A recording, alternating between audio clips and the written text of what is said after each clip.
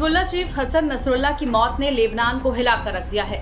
Israel ने Hezbollah chief Nasrallah को air strike में जिस तरह मार गिराया, उसने ईरान समेत कई मुस्लिम देशों को डरा दिया है। ईरान के सुप्रीम लीडर खामेनाई इस हमले के बाद किसी महफूज जगह पर छिपकर अपनी जान बचा रहे हैं। इसके साथ ही हमास चीफ ने भी अपनी लोकेशन बदल दी है। नसरुल्लाह की मौत ने इन सबको हिलाकर रख दिया है। इस बीच इजराइल का मुस्लिम देशों के खिलाफ एक्शन जारी है। इजराइल ने लेबनान में अपना ग्राउंड ऑपरेशन तेज कर दिया है और साथ ही उसने यमन में हूती विद्रोहियों पर भी अब तक का सबसे बड़ा हमला किया है। इजराइल के लगातार एक्शन के बीच एक ऐसी जानकारी सामने आई है जिसने ईरान को चौंका कर रख दिया है। मीडिया रिपोर्ट्स में ऐसा दावा किया जा रहा है कि ईरान के ही एक जासूस ने इजराइल को नसरुल्लाह की लोकेशन के बारे में जानकारी दी थी। रिपोर्ट्स में कहा जा रहा है कि हिजबुल्लाह चीफ हसन नसरुल्लाह किस जगह पर है। कहा जा रहा है कि सटीक लोकेशन पता होने पर इजरायली सेना ने हमला किया और नसरुल्लाह को मार गिराया। हसन नसरुल्लाह की हत्या के ऑपरेशन में ईरानी जासूस की अहम भूमिका होने का दावा फ्रांसीसी अखबार ले पेरिसियन ने किया है। अखबार का कहना है कि लेबनान के एक सुरक्षा अधिकारी ने उसे जानकारी दी है। हालांकि ईरान, इजराइल या हिजबुल्लाह की ओर से कोई ऐसा दावा नहीं किया गया है। फ्रांसीसी अखबार ले पेरिसियन ने अपनी रिपोर्ट में दावा किया है कि बैरूत पर हवाई हमले से कुछ घंटे पहले ईरानी जासूस ने इजरायली सेना को ये बताया था कि हिजबुल्लाह प्रमुख हसन नसरुल्लाह कहां जा रहा है और वहां कितनी देर रुकेगा। कहा जा रहा है कि इसी जानकारी के आधार पर इजरायली सेना ने नसरुल्लाह को ऑपरेशन में मार गिराया। फ्रांसीसी अखबार के मुताबिक हिजबुल्लाह प्रमुख नसरुल्लाह के बारे में इजरायली सेना के पास कोई सटीक जानकारी नहीं थी। ईरानी जासूस से ही उन्हें पता चला कि वो शुक्रवार शाम को बैरूत के दहीन में होगा। ईरानी जासूस ने इजरायली सेना को उसके वाहन के बारे में भी रिपोर्ट दी थी कि वो किस कार से हेडक्वार्टर में आया है। मीडिया रिपोर्ट में कहा गया है कि नसरुल्लाह के साथ ईरान के कुद्स बल के डिप्टी कमांडर अब्बास निलफुराशान भी पहुंचे थे। इनकी एक अहम बैठक होनी थी जिसमें नसरुल्लाह और ईरानी डिप्टी सैन्य कमांडर के साथ हिजबुल्लाह के शीर्ष अधिकारी शामिल थे और उसके बाद इजराइल ने इमारत में नसरुल्लाह के होने की खबर मिलते ही वहां बमबारी कर दी थी। द न्यूयॉर्क टाइम्स की एक रिपोर्ट के मुताबिक हिजबुल्लाह के खिलाफ लड़ाई में इजराइल ने जासूसों को अहम हथियार की तरह इस्तेमाल किया है। उसकी लेबनान में हालिया सफलताएं खुफिया संसाधनों पर भरोसा करने का ही नतीजा मानी जा रही है। इजराइल ने बीते कुछ समय में एक के बाद एक झटके हिजबुल्लाह को दिए हैं। इजराइल की खुफिया ऑपरेशन के जरिए ही लेबनान में पेजर ब्लास्ट को भी अंजाम दिया गया था और अब नसरुल्लाह की मौत में भी जासूस की मदद से इजराइल ने ऑपरेशन को अंजाम दिया। इजराइल के ऑपरेशन पर क्या कह रहे हैं एक्सपर्ट्स, आप भी सुनिए।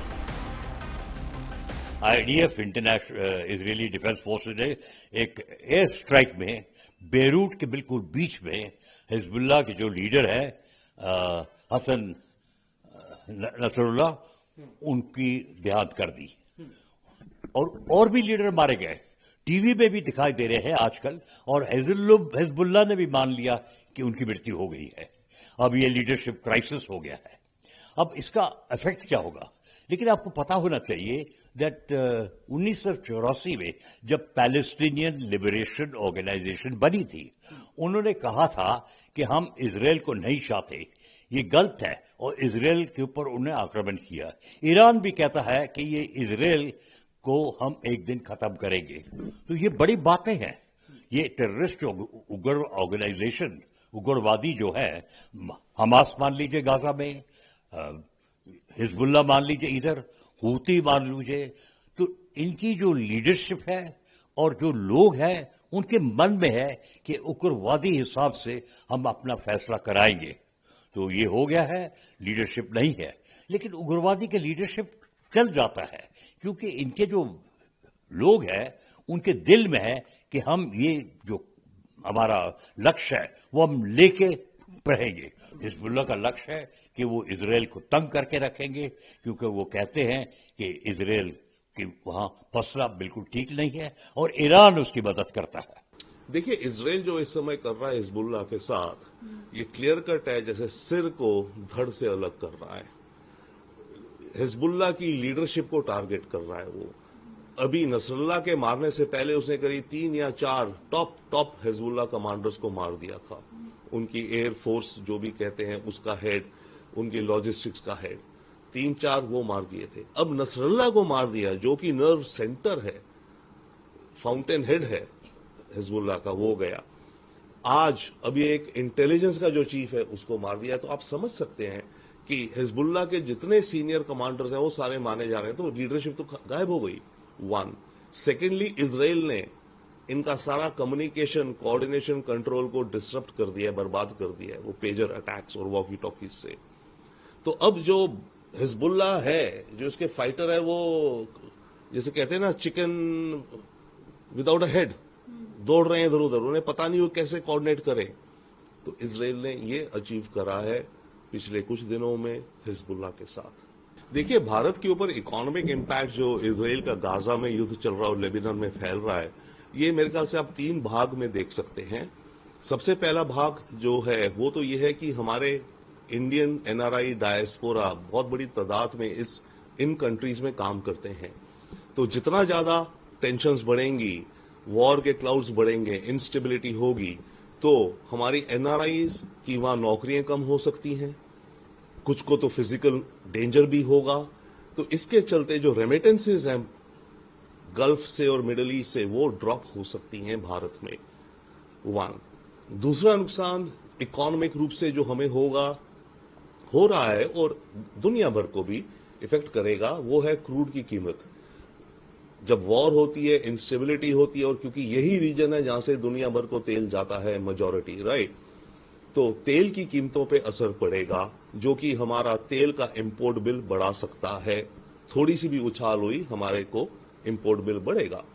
तीसरा इंपैक्ट वो भी अभी भी चल रहा है पर लंबा खिंचेगा, वो ये है कि क्योंकि हुतीज ने रेड सी को ब्लॉक ही कर रखा है, आप मानिए, तो दुनिया भर की जो शिपिंग लाइंस हैं अब वो अवॉइड कर रही हैं सुएज के नाम से आना या जाना।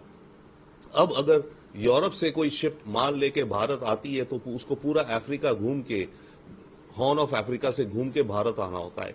इसमें प्रॉब्लम या नुकसान ये हो जाता है कि टाइम ज्यादा लगता है ट्रांसपोर्ट का, एज वेल एज ट्रांसपोर्ट की कीमत बढ़ जाती है।